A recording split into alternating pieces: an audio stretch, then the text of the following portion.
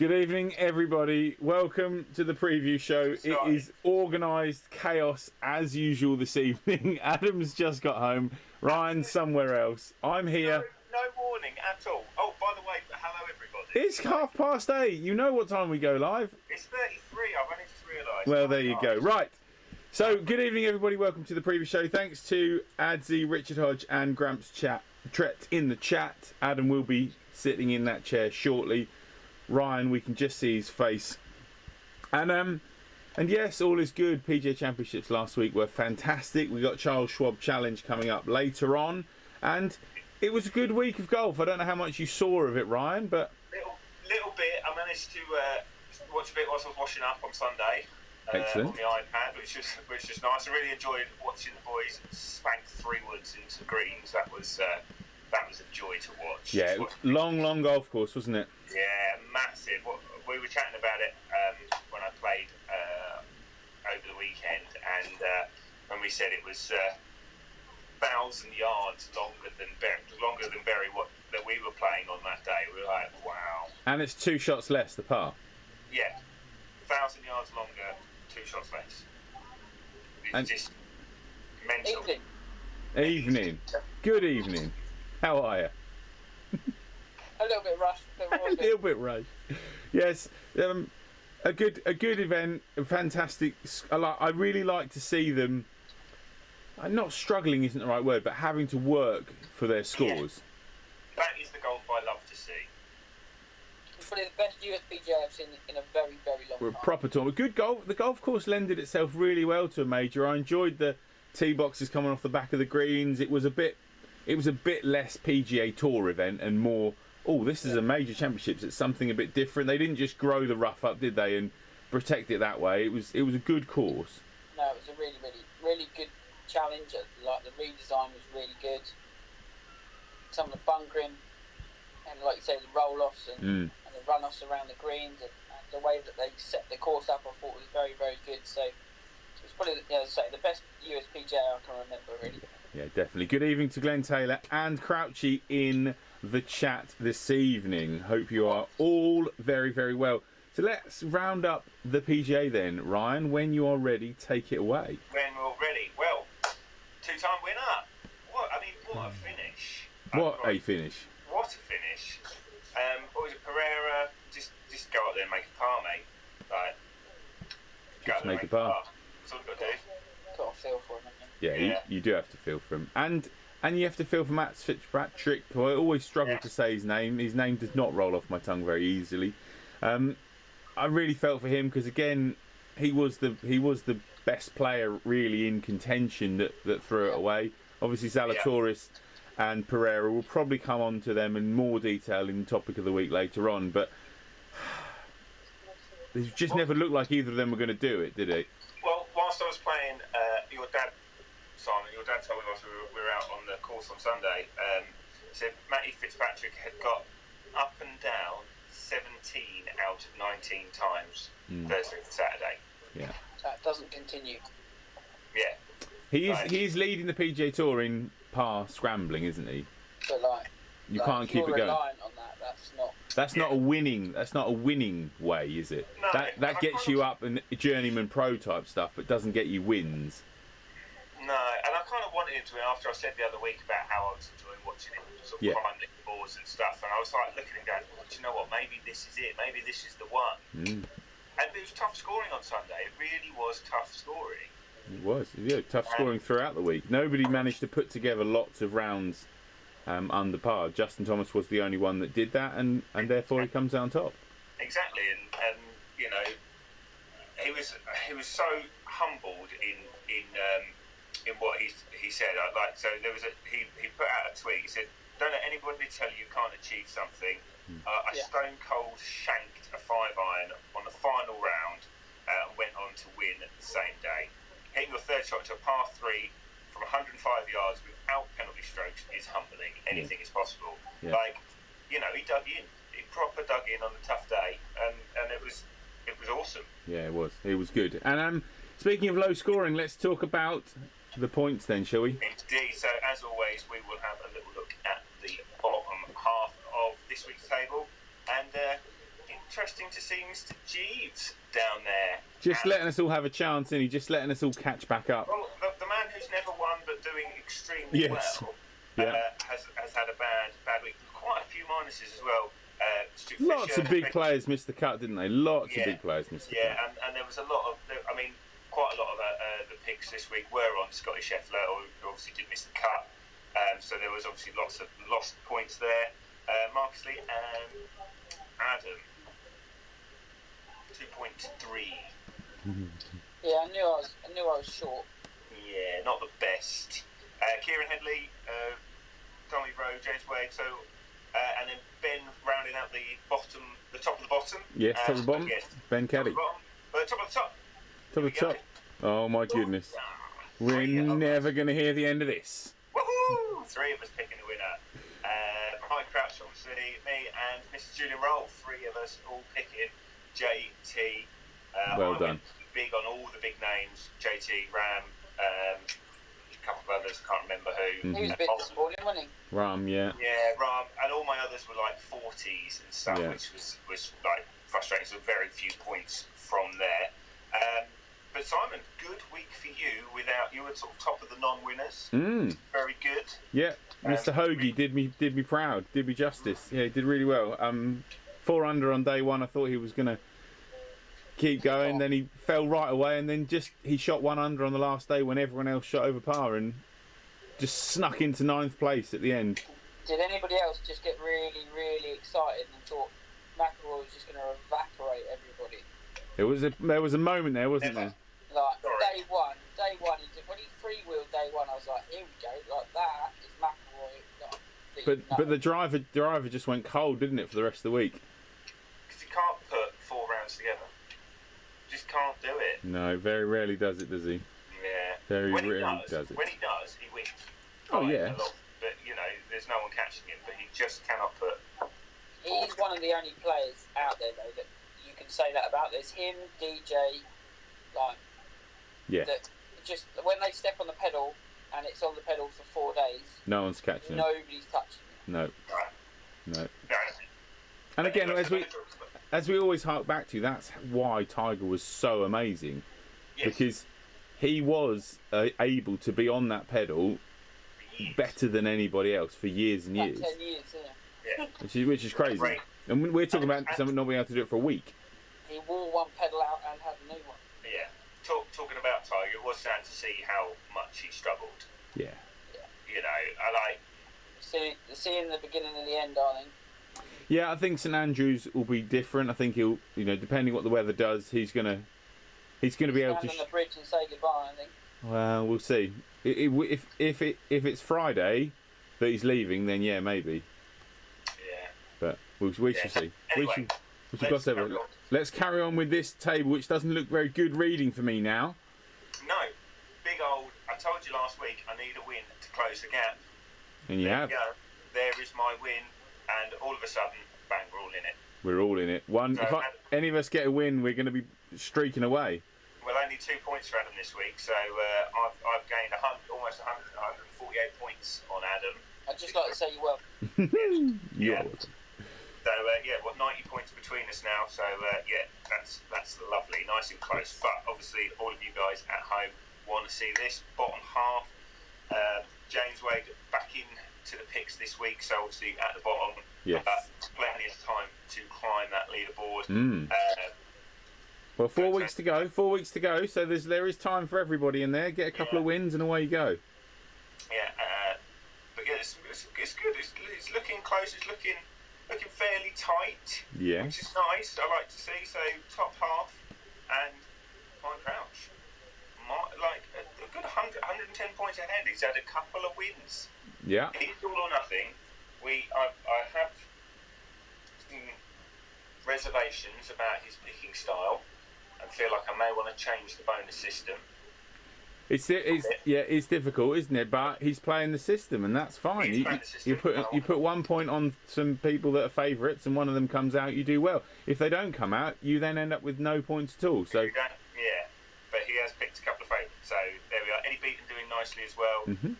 Kieran Headley are one of our reigning champs. Ben Carey only played 5 weeks, and he is in 4th. So good there we are. There is everyone on the list. I think I'm now up to date with everyone as well. That I haven't missed, and I've updated all the points and everything. So everyone, you should all be in. You're happy where you are. Good. I'd like to think If you're so. happy, I am happy too. So, moving on to this week's event, and of course, is a few weeks ago. We've got 4 weeks to go till the US Open. We had a little thought about what we were going to pick this week, but we've gone with the PGA Tour and the Charles Schwab Classic. Adam, what do you know about it? Well, like you were talking through it this morning, weren't we? And like it used to be the Colonial. So Yeah. is that Colonial? Yeah, it's still at Colonial, yeah. Charles Schwab is the title sponsor, yeah.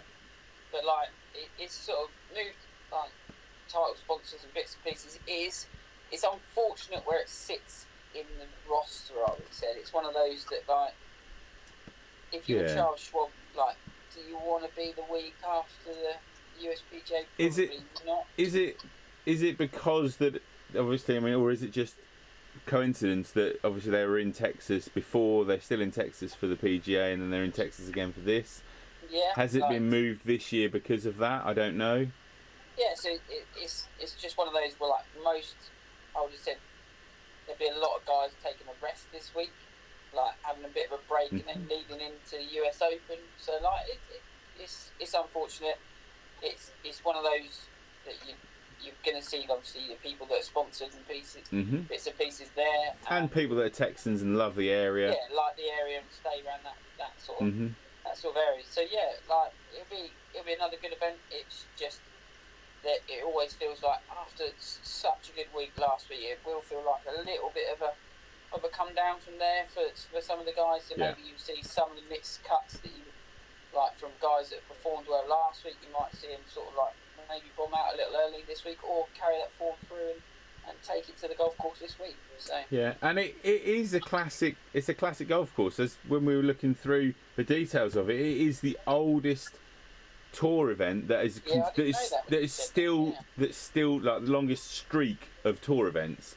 77 years it's been held at Colonial every single year, and other than Augusta, which is obviously a major, it's the longest running event. And it is Ben Hogan. It is all the things along with that, and it's almost a bit of a shame that it comes the week before Memorial, when of course we'll be talking about Jack Nicklaus next week, and whether that gets overshadowed a bit, I don't know. But you it's just got to run a big events, and then it's like they're going to have to take a week off at some point. yeah, Does yeah. it come this week? yeah, and then obviously we've got Canada the week after Memorial. So will people make the trip up to Canada before coming across to us? But we shall see. That's for another week. But yeah, so it is a big event. We've got some betting coming through now for you when you're ready. So if you have got your picks ready, let's hear them now. I'm just having a little scroll through. Interesting to see Bryson DeChambeau is 75 to 1 to win this competition. I know he's Yes. also got some injury issues. He And pulled out the morning of, or the night before last Night week. before, I think. It's night before, yeah. so, but even so, I still think that's very long for someone of his caliber. Yeah, but again, it's just on form, isn't it? Yeah, absolutely. Like Pereira at 50 to 1, would he have been anywhere near that this week if he hadn't performed how he did No, quite. last week? So, yeah. I'm just having a little flick. I think I'm going to go triple threat. Are you? I Okay. can't see anyone else I kind of fancy. Right. And kind of felt like they played very well last week. I'm not quite sure on their finishing positions. But I did see them up the leaderboard. So I'm going to go 33, 33, 34, so I can split it evenly. 33 on Abraham Ansah. 33 on Davis Riley, who I picked the other week and did quite nicely for me. And 34 on Billy Horschel. Right, nice. Those are in the 40, so Ansah's at 40 to 1 and the other two are at 45 to 1. So I feel like medium odds, Yeah. get some good points. Fingers crossed. Sorry guys, you're missing the cut. Yeah, that's it. There you go. I'm going to go for the same as I did last week with the old 40, 40, 10, 10. And I'm going to go 40 Aaron Ray, 40 James Hahn. And then I'm going to go... Actually, no, I'm not going to go James Hahn. I'm going to go Justin Rose. I don't know why. I've just suddenly thought Justin Rose. Played nicely last week. Yeah, but in spells he was really good, wasn't he? Yes, yeah. And then I'm going to go Scheffler, and I've got to keep on my man Tom Hoagie because he did so well for me last week. I'm going to stick with him, but just a 10-pointer on him. Okay, so you just need to read me out some favourites, please, because I haven't got the betting up because I can't get on my phone because I'm on my phone. I'll read you out some favourites. Okay, I can do that. So, top page, if I go through the first 12 for you, you've got Spieth, Thomas, Scheffler, Morikawa, Hovland, Zalatoris, Burns, Homer, Simpson. No, Homer Simpson, brilliant. 20, Love that. 25 on Burns. 25 on Answer, because he lives in Texas, so let's hope he's going to do alright. Like that. Second page, Si? Second page, hold the line caller. Hold the line caller. Second page. God, this is blind picking if ever I saw it. No one says we aren't ready for the preview show. That's at the Oh, same look, time. yeah, I've not had every time week. to sit down today, let alone look at some betting. I don't think you want anyone on the second page. Okay, There's your the winner. first page? There's your winner from the second page. Van Rooyen, you got KH Lee, Troy Merritt, Cameron Davis, Adam Long, Aaron Ray, Lucas Herbert, Brendan Todd, Patton Kazaya. Okay, Lucas Herbert. That was page 2, by the way. Lucas Herbert, 25. I love this. My decisions on who to read out is so it's like my bad picks, which you're then filtering into your worst picks. Yeah. JT Poston. There's a guy that's called Matthias Schwab in the Schwab Who Challenge. have I picked so far? Hovland. I don't know. No, you haven't. You picked Burns, Answer, and Herbert. I'll have Hovland as well. And Hovland. There you go. Okay, Brilliant. that was not painful at all. Okay, we got some comments in the chat here. So Adsy's going Grillo, Sabatini, Scheffler, and Burns. I'm guessing that is a 4-way split. We got Glenn Taylor, who's going 4-way split on Spieth, Hovland, Im, and Answer. We got Julian Roll going Morikawa, Spieth, Kokrak, and CT Pan, 25 each. Dad, Gramps, Trett, I knew it was coming. He's gone Zalatoris, Hovland, Bland, and yes, Kimi Vajagas. Verges. Adsy is going for Burns, Homer Simpson. Any sponsor deals out of that with Matt Grenny. Obviously, Mr. Burns, love it. I'm guessing that's a triple threat. And Richard Hodge is going Morikawa, Hoagie, 10-10, Spieth, 10, and Carlos Ortiz, 70. I like that. I like that a lot. Good work. Some Bold. Some excellent picking in there. Very good, everybody. I don't think I've got any messages from the boys yet. Crouchy in our group chat has predicted everybody's picks of my other school friends, so we'll be interested to see how close they are to the picks he's predicted. But yeah, not heard any word from them as yet. So yes, that's all good. That's all good.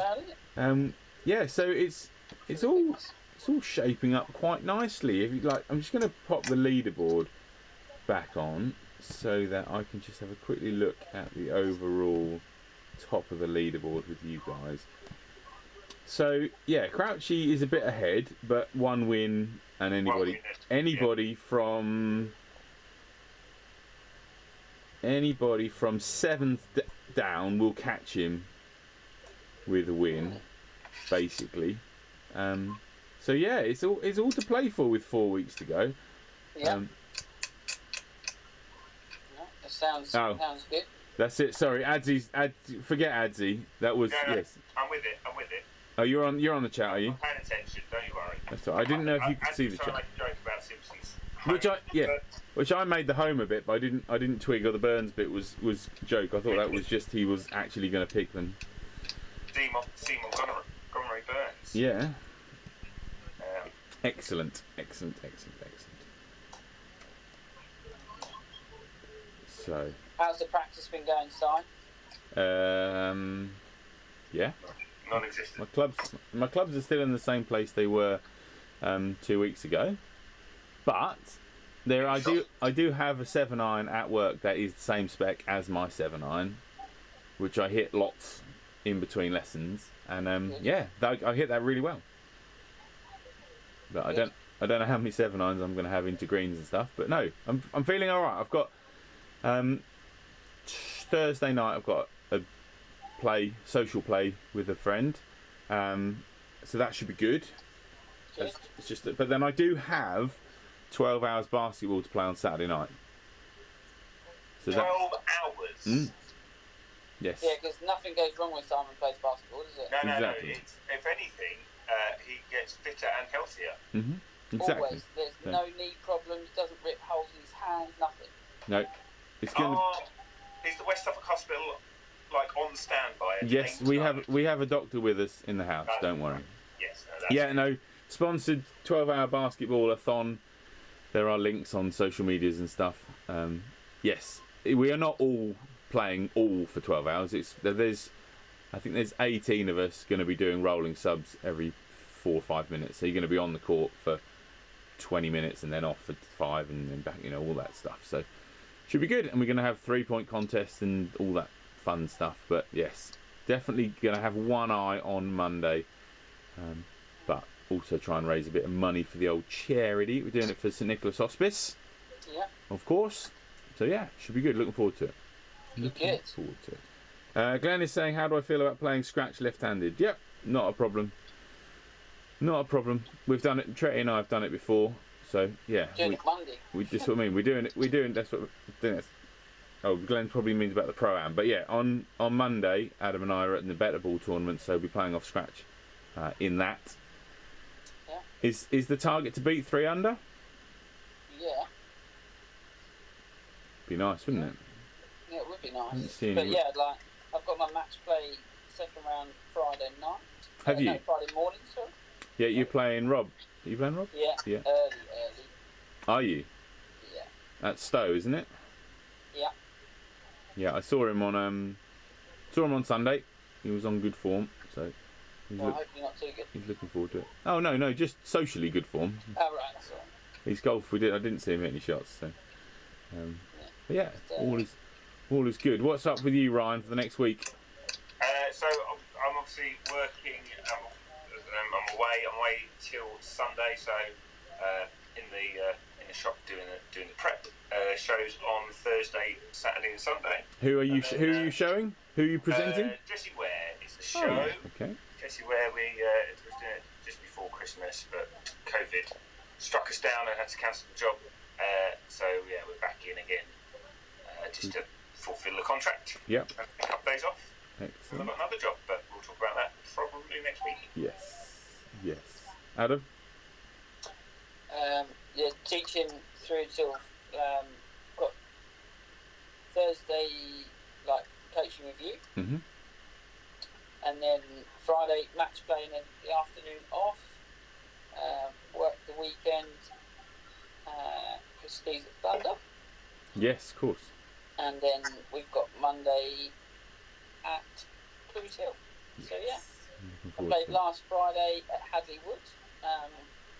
Going to do a small, really short video on how that went. Tee to green, ridiculous. I feel like I'm hitting it very, very good at the minute. So yeah, the video, short video coming about how that went and how the team went and how the course was, etc. But yeah, swing's feeling good. So yeah, good. Positive, we need to feel good on Monday next week, and roll a few putts in. We know that we've played there enough now to know the course fairly well. I'm going all out attack. None of this hitting 3-wood everywhere. Whack drive everywhere. We whacked drive everywhere last time, didn't we? When it was only 3 stripes wide. Yeah. That'll probably be the only hole you don't hit driver on, because you now know where you. I don't know. If I keep hitting it, I'm hitting it. I'll be hitting it everywhere. So good. All good. Excellent. That is what I like to hear. Good. Right. Topic of the week. I was going to say there's something else I feel like we haven't done, and that's topic of the week. So, for the most painful transition ever, here we go. It's the best. I love it.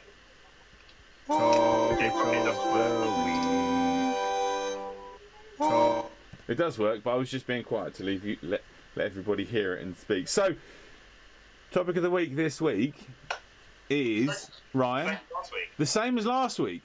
Because Ryan's fallen off a cliff in a round of golf. Pereira and Zalatoris threw the PGA Championships away between them, both of them. And, like, why can't people finish a round of golf? I don't know. If I knew, if as an amateur, if I knew what I was doing wrong, I'd be obviously a lot better than I am. And this week I was much more conscious of it. So as I alluded to last week, it was competition this week. None vars, stable for competition. Gone out in 41, feeling pretty good.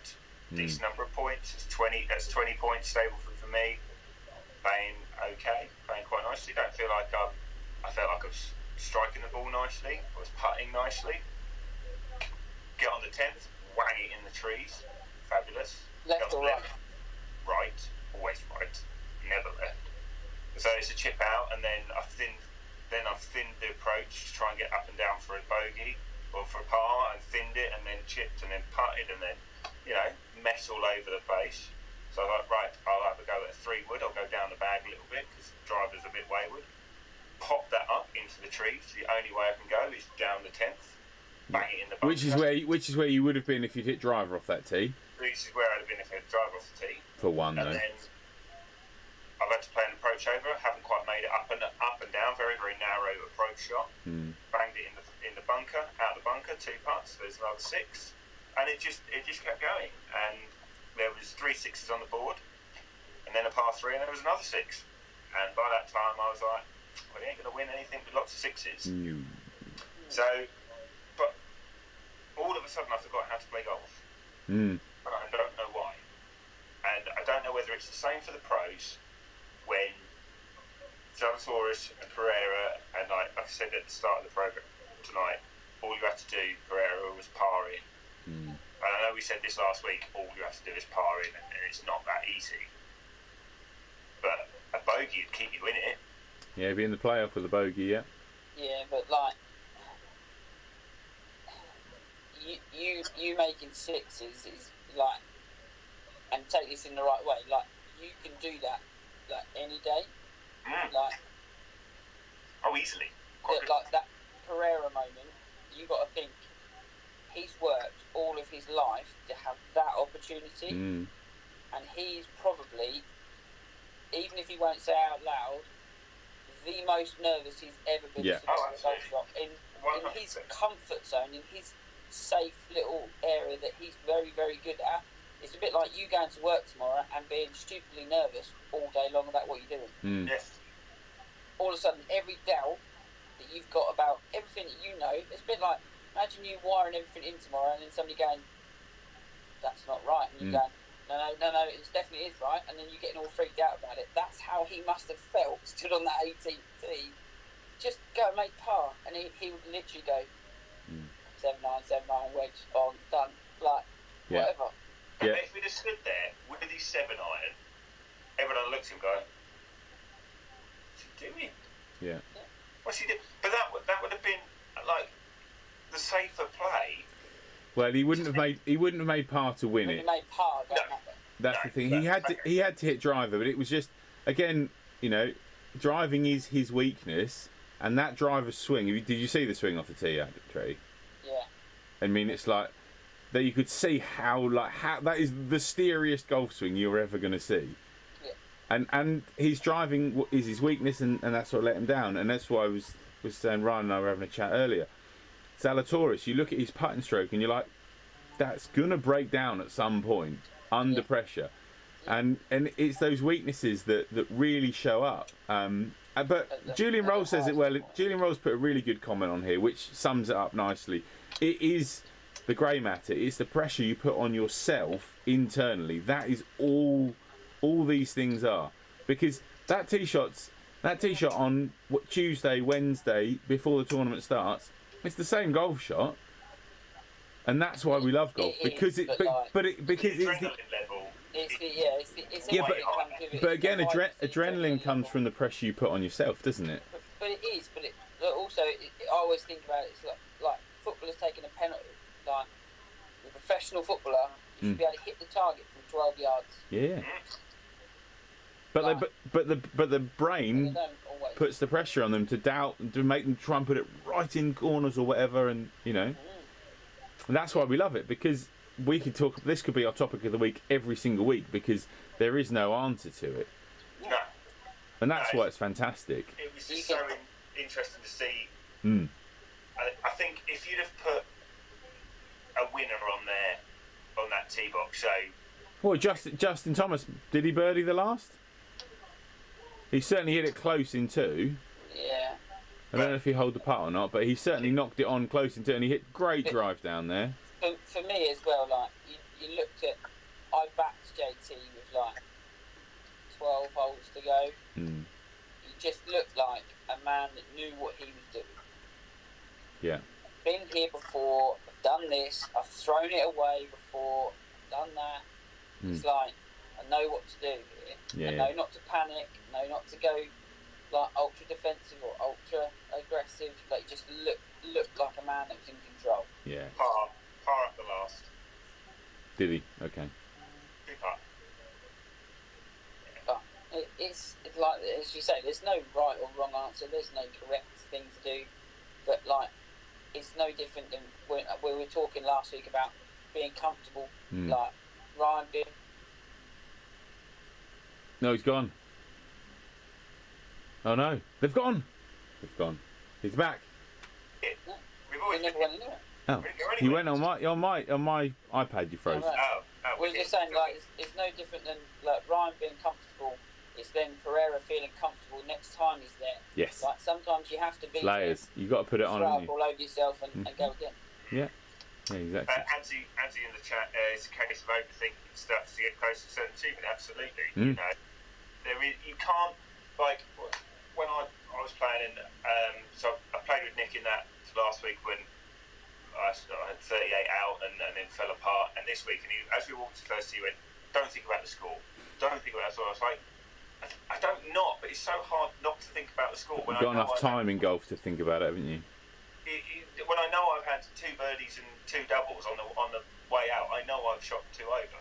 It's not hard to add that up. It's not like I've had a big and a little and an up and down round. It was really, really steady with a couple of bad holes and a couple of good holes. So it was really easy to work out. And it was like, just don't think. And I use Arcos, and when I get it out, it's a great big score in the top right hand corner. Yeah. I can't not see it, and there's no way of turning it off. There's no way like hiding. But in the long run, I think that helps you. Because I think you get used to that more. Yeah, absolutely. And I don't, and that's my thing. I don't think I play any differently, but something isn't right. And until we can work out, like Simon and I, and we get on the, For me, that is practice hole or getting out there. And, I think you need to just keep. You need to have. It's either a mentality thing for me, or there's a strategy issue on that back nine, where you play the front. Like, the front is easier than the back. It is. I've always said that. I've always said the back nine of Barry Simmons is more difficult. The front's definitely easier. Oh yeah. But there is, like, for me, like you said, you've gone 3 with down 11. That is either driver or an iron. Yeah. There's nothing in between. You either short of that bunker or you're hitting the green. You are short of the bunker or over the bunker, aren't you? Yeah. Easy carrying it. Yeah. And the same down 12. Smash it down there as far as possible. Same down 12. Smash it down there. What did you hit off the 12th? Driver. Good. Where did it go? 17. Fine. No problem there, is there? Yeah. But no room to get it over to the green. It was too tight. It wasn't wide enough. So then you chip it back onto the fairway and make your 5. And that's because that's the thing, isn't it?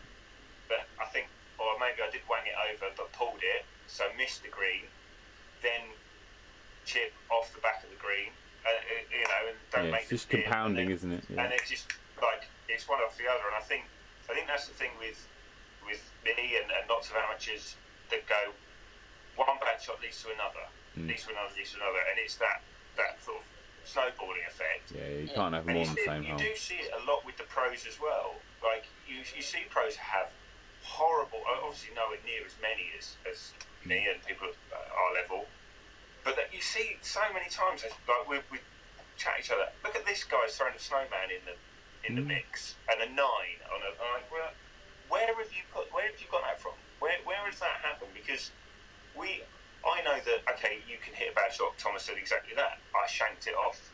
I shanked a 5-iron. But how often is that? Like, I shank a shot, and then I'll shank the next one. They won't. So how do they go bang, bang, bang, and all of a sudden have a snowman? Yeah, it's being able. Stuff happens on the golf course, of course it does. But it's then being able to block that out and to then trust yourself. And can't do it. Yeah, I have played the back nine first and shoot better than the front nine. So it's almost as if I run out of talent after 9 holes. Like it just seems to happen that way. I've only got a certain number of good shots. I've only got a certain amount of talent. That's it. And it's run out now. He's gone. Mediocre golfer. Hello. Nice to see you. You're back in Bryson. Right, he's all in on Bryson. Just put him in. Fantasy League, you're all in. Absolutely, all in on Bryson. I'm going to stick you in now. Good. Tune in next week to see how your points did. Oh, that'd be awesome. Bryson at 75 to 1, all in, 100 points. What's that going to be worth? He'd be top of the leaderboard. What's he 75 to 1? If he wins, 225 points. Plus the 150? No, including. There you go. So, that'd put him in second place on our league table. Yeah. Do I drink a lot of Powerade on the first night? I don't know whether it's another thing. I've gone back to carrying for quite a while because I haven't been filming a lot because I've got so much backlog of filming. I just don't see the point of adding more stock. And I don't know whether I'm getting tired in my shoulders. I don't know. How much do you eat and drink?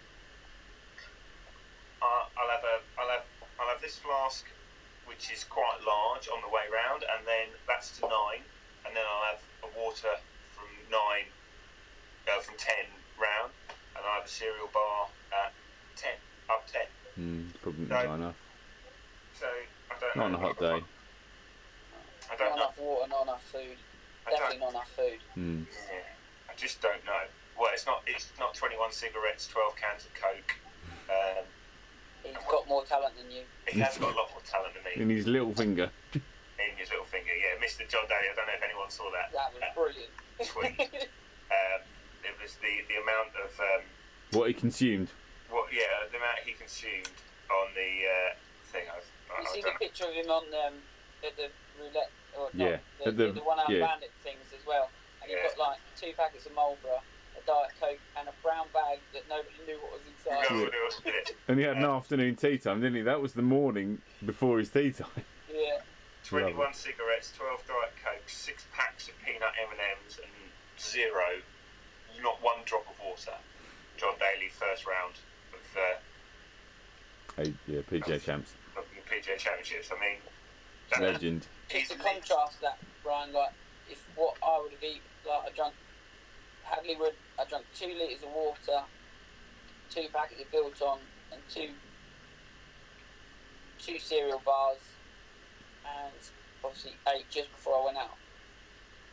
Yeah, I don't know.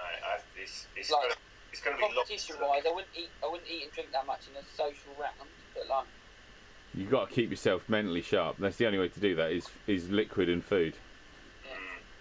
Can't afford. Be a test. Be a good test, and I'll definitely have a look at it, and anyone at home. It takes some effort for me to do that, though. Oh yeah. That's like reminding myself. Like I have those bars that come in strips of 3. And it's like trying to eat one a whole. Like take a bite as you come off the tee. Yeah. Hit the second shot, have another bite. Come off the back of the green, have another bite. Like wash it down, like go at it there. And like, I do have to remind myself to eat and drink, but like that's the bit that like just keep that fuel going. Well, it is. I mean, sometimes it will just be the clarity of your thought. Yeah, definitely. Sometimes it will help. It's also, think about it. It's like very much like it's a slower version of your marathon or your half marathon, isn't it? Those events are such a faff to eat and drink on the way round, and you've got to figure out what works for you and what doesn't work for you. And you've got to just have that, you know, as you have a strategy plan for the game, you have to have a strategy plan for nutrition, don't you? Because otherwise you will, and you see them all, they're all eating and drinking all the way around the golf course when you watch the tour guys. And they've got a person to keep prompting them to do it. Yeah, exactly. Yeah. You've got their buddy. Eat Yeah. this. Put this in there. Put this in you now. So yes, and again, maybe that's the next test, Ryan, isn't it? Yeah. You know, you've got these last 2-3 rounds where you've had these explosions and maybe haven't thought about a nutrition plan. Does having a plan help you out, or does it just tick a box in your brain that goes, okay, well that bit's sorted, maybe that will help me play better, and you can't underestimate that. It's something to look at, isn't it? And just like, I'd just be interested to see, or you know, you were doing a lot on, you know, using the CBD oil and stuff, but I genuinely don't feel like I'm doing anything different. I feel like I'm trying to hit the same shot that I would do on the front nine as I am on the back nine. I don't know. You've got like a fairly detailed plan of like what you want to be doing on those holes as well. Yeah, like it depends how I'm going. Like I knew up 14, which is our par 5. I can't reach in 2, and the driver is big right today, so I took an iron.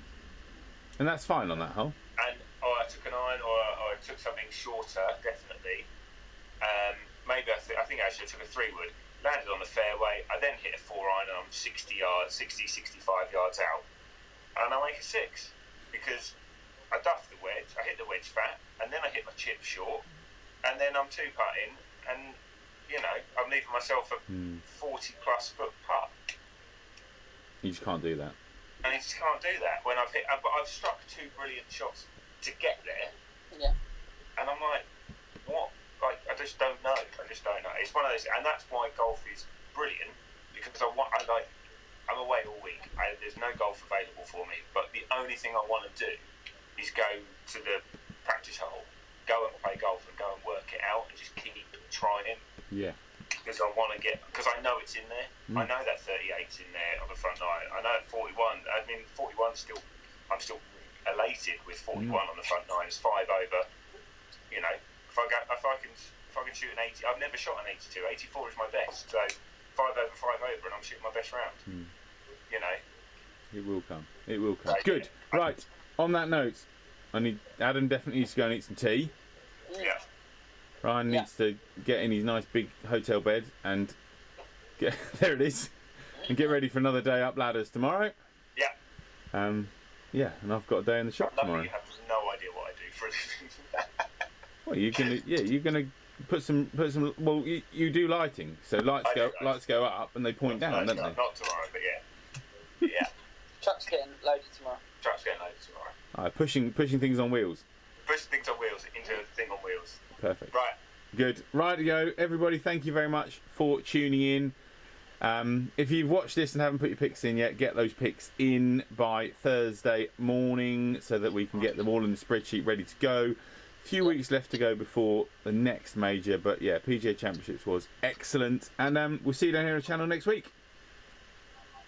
Bye guys. See you next week.